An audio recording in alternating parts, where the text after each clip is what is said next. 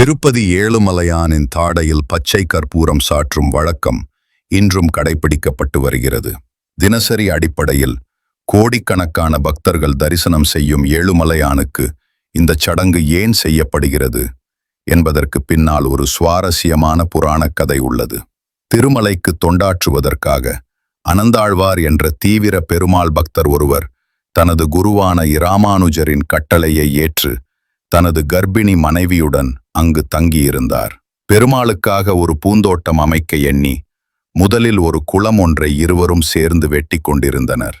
அப்போது தனது பக்தருக்கு அருள எண்ணிய பெருமாள் ஒரு சிறுவன் வடிவில் அனந்தாழ்வார் முன் தோன்றி, "நானும் உங்களுக்கு உதவி செய்யவா?"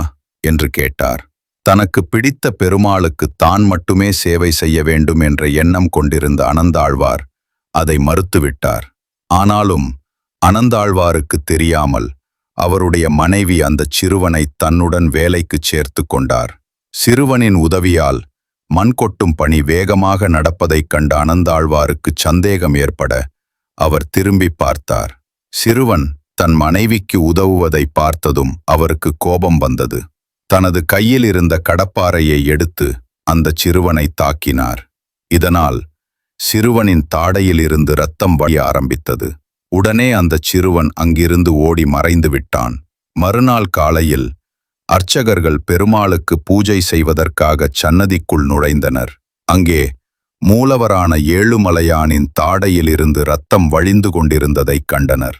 அப்போது கோயிலுக்கு வந்த அனந்தாழ்வார் பெருமாளின் தாடையில் இரத்தம் வருவதை பார்த்து சிறுவன் வடிவில் வந்தது பெருமாள்தான் என்பதை உணர்ந்து கொண்டார்.